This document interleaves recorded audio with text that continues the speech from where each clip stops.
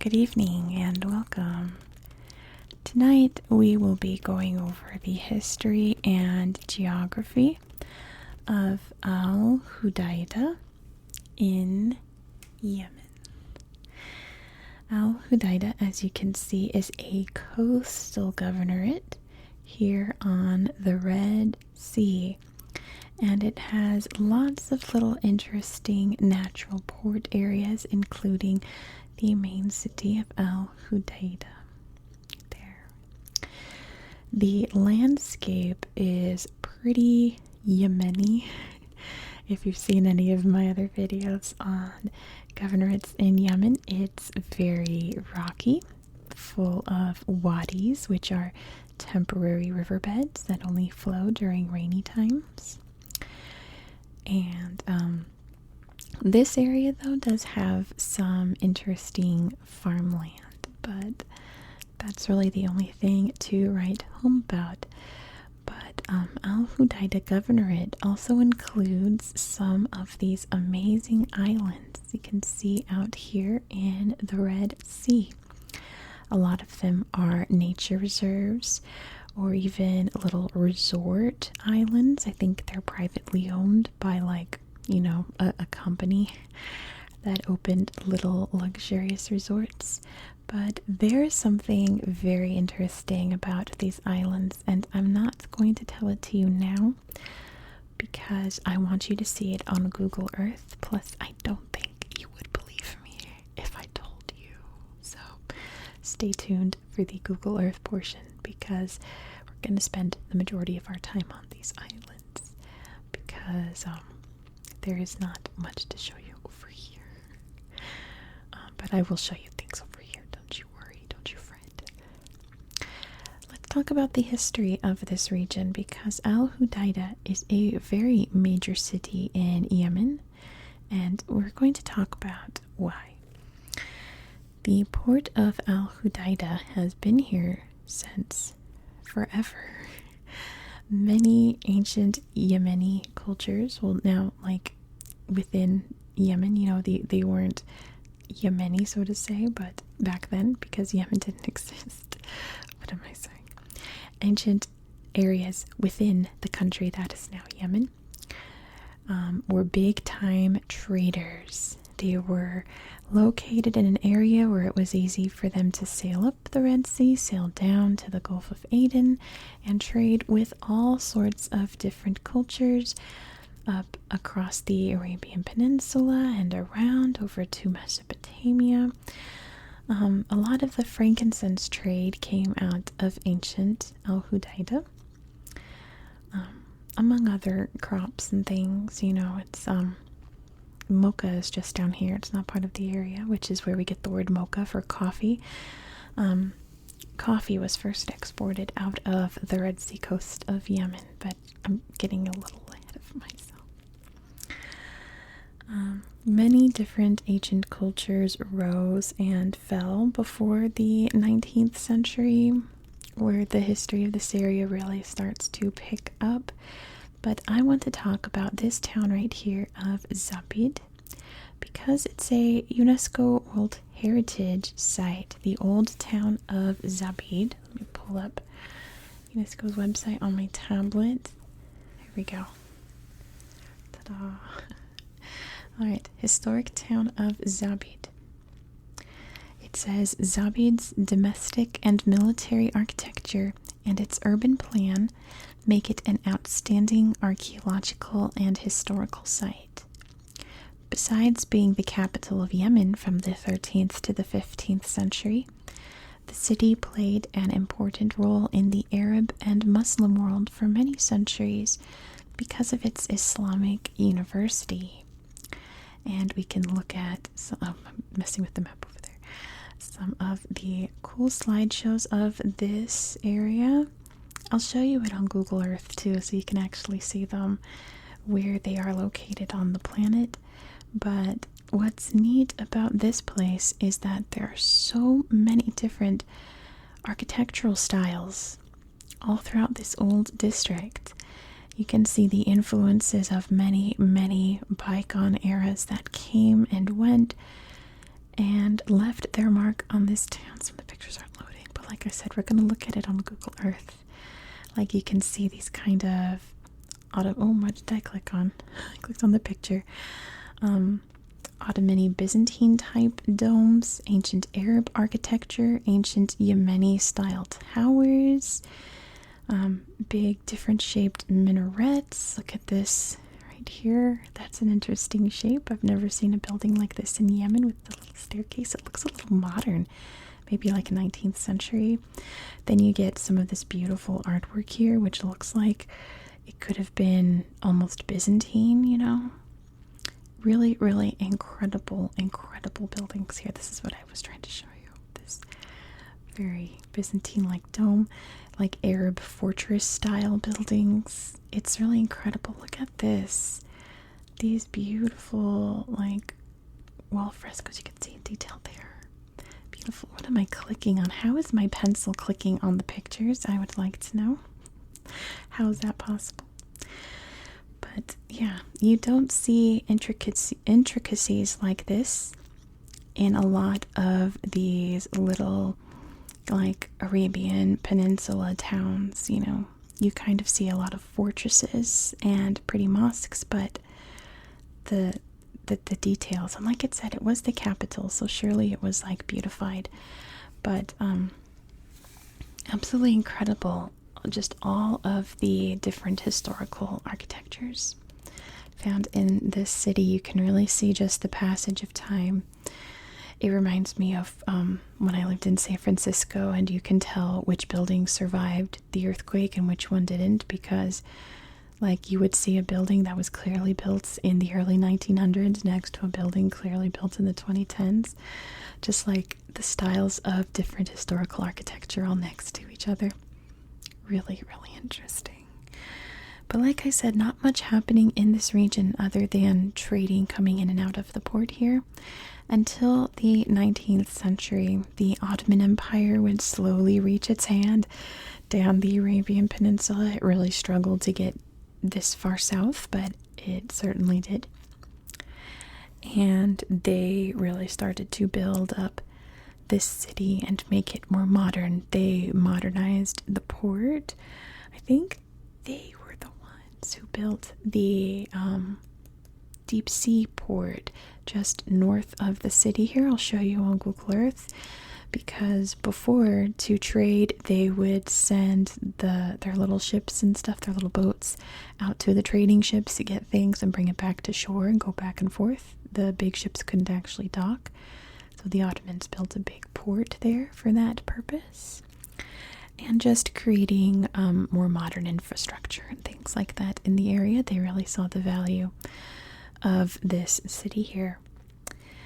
But of course the Ottoman Empire was not to last. It would slowly collapse. And as Yemen figured out what it was going to do for independence from the British, it was a bit rocky.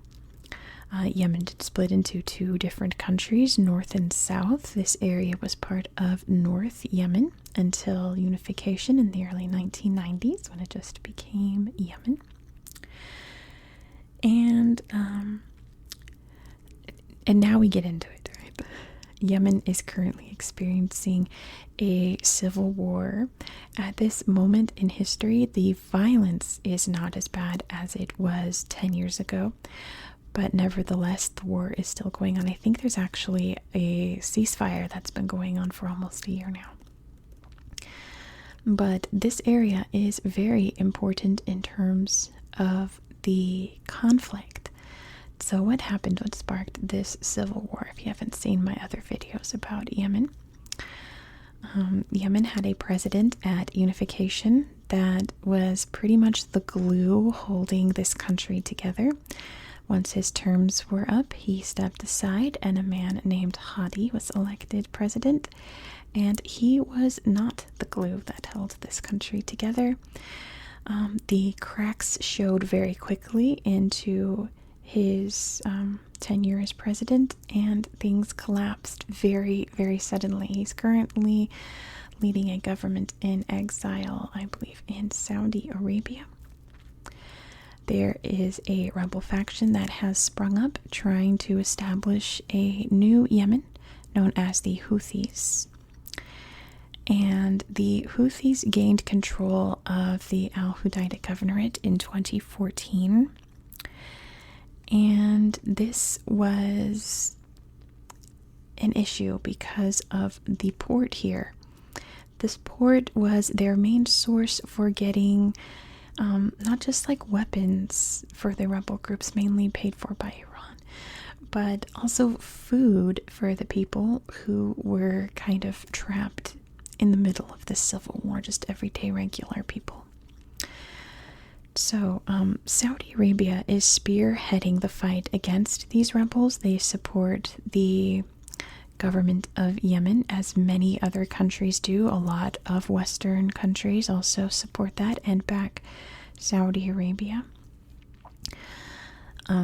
They had a plan to take back this city in 2018 and led a huge battle here, and it was a very big conflict zone. It still kind of is in parts of the south here, but the issue with that, which raised a lot of flags in the UN with UNICEF and all of that, is that, like I said, this is the area where all of the food in the Houthi-controlled areas was coming from. So I get the military strategy to cut that off and then you starve out the rebels. The problem is that you're not just starving out the rebels, you're starving out the millions of innocent civilians who are just trying to live their lives but don't have access to food. So that created a massive humanitarian crisis. If you've heard about the starvation in Yemen, it is because of this port being cut off from the people of Yemen in these rebel-controlled areas. The capital, so you can see Sana'a is still the recognized capital, even though it is under Houthi control. So pretty much all the people in this area of Yemen had no food coming in. And there is a lot of suffering. And it became pretty much the biggest humanitarian crisis on the planet. So, fighting pulled back after a few months of conflict. The Houthis, inevitably at the end of the day, were the winners, you know. They managed to keep their land here, but at the cost of thousands of lives of regular Yemeni people just trying to live their everyday lives. So yeah, like I said, if you've heard of the crisis in Yemen of people starving, being deprived of everything, it's because of this conflict. Which, like I said, is a lot better now. The UN really came in hard and, you know, navigated this peace in this area, because without this, you know, sure, you're going to starve out the rebels, but you're going to starve out so many more innocent people. So the majority of humanitarian aid to Yemen still comes in through this area here, distributed out throughout the region. So when you donate to, you know, the Yemeni crisis, your aid goes to care packages and food and supplies that come in to this area. And that is pretty much where we are today. Like I said, the Houthis are in a negotiated ceasefire with the actual government of Yemen. There's another faction trying to establish their own new government backed by the old president that their term had ended. They're in control of Aden down here in the south. So it's still quite a mess. It's still civil war. Things are still very tense and difficult in Yemen, but like I said, not like it was 10 years ago, at least in this region here, thankfully, because like I said, it's so incredibly important to the survival of these people living in the middle of this conflict. So let me grab the tablet, because I'm sure you're wondering, what is up with these islands, right? I'm sure you are wondering. Let me pull up Google Earth here. So here is the Al Hudaydah governorate. Let me zoom out a bit so that you can see exactly where we are in the world. If you don't know where Yemen is located, it's at this very southern area of the Arabian Peninsula. This is the Red Sea here, so it's on the Red Sea coast. Africa is right here, which is going to be important in a minute. And then you can see the Middle East up here. Egypt, Israel, Jordan, all of that. So first, let's take a look at Hudaydah. Let's see. It is a big bustling port city, and it is a beach city. I'll show you a really cool beach in a minute. People come to this area to relax in the water. Some beautiful Yemen-style towers, and I assume like the countryside. Things are much more peaceful nowadays. You can tell this is an old fort by these towers and these, what are they called? Russets? What are they called? The little tops, jaggy parts where you shoot arrows from. Yeah, lots of really cool old forts. I'm not sure if that's a picture of this area, but if it is, that's pretty cool. And yeah, this really gorgeous Yemen-style towered architecture that I'm just obsessed with, that you can only really find in Yemen. Old fortresses here. It's so beautiful. I love the tower architecture of Yemen. Let's check out more details of the city. Let me show you this port like I told you. It's up here. You can see that the ships can now dock in this area here. You can see some right there. Probably bringing some aid to the people here. And here you can see Al-Khatib coast. Let's go to the beach, swim in the beautiful Red Sea, and enjoy the amazing water. You can bring your bros, have some bro moments. You can ride your horse barefoot on the sand. That must be amazing. Right in the sand, bring the kids their little floaties and beach toys, and enjoy the Red Sea with the bros. Collect seashells, see the birds, climb on the rocks, swim in the water. Must feel so good. Yeah, nice little surf there too. Little waves crashing. Beautiful little beachy areas here in the city. I love it. Let's head down. Don't want to scroll too much. Zoom out. To Zabit. Actually, I'm not going to show you this. I'm going to show you actually where the things are. Right here, we can see the old district here. Let's take a look at some of the beautiful architectural styles. Like you can see the arches here. Beautiful stone masonry. Domes. The beautiful, beautiful, intricate textures of the walls, and the cool wooden doors as well is a very prominent style in like the southern Arabian Peninsula, in Oman and Yemen, having these really beautifully carved wooden doors and windows. Old fortresses, beautiful old mosques. Look at this. Beautiful, beautiful, beautiful stuff, isn't it? It's all stonework, all carved just so. Cool walls here. I just remember there's something else I want to show you in this area. Isn't that beautiful? Like, it's just so amazing, all the different styles and the paintings inside of these buildings on the wood and the interiors. Like, it's just as intricate on the inside as it is on the outside. Remarkable old buildings. So I told you that there is farmland in the regions here, and I was taking a look at it. Have you ever seen farmland shaped like this? Because I sure haven't. I'm used to seeing long rectangles. I'm used to seeing circles, the irrigation circles. But these are just all kind of like put together like little puzzle pieces. They're all little blobby shapes. And I wonder if that's because these are so old that the concept of like planned agriculture wasn't really a thing when these farms were built. Can you imagine? Like, You know, it was just everyone carved out their own piece of land. And it wasn't perfectly symmetrical. And you get this amazing kind of like, how would you describe it? Like a woozy kind of landscape. Like everything's just kind of dizzying to look at. Everything's just kind of blobbed together. It's really quite beautiful. But I know what you're waiting for. Let's take a look at the islands. I think we'll start up here. Yeah, let's start up here. So what is amazing about these islands? Let me put it in 3D so you can see a little better. They're all volcanoes. They're all volcanoes. Like, I think this is the slideshow I want to show you.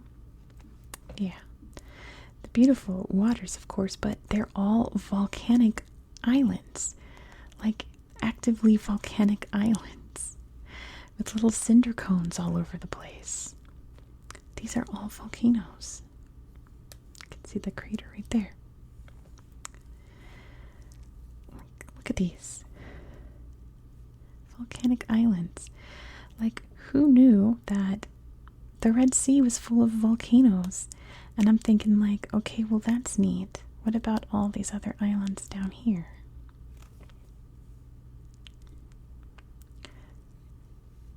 They're all volcanic. You can tell this is volcanic rock. And you can see all the little cinder cones around.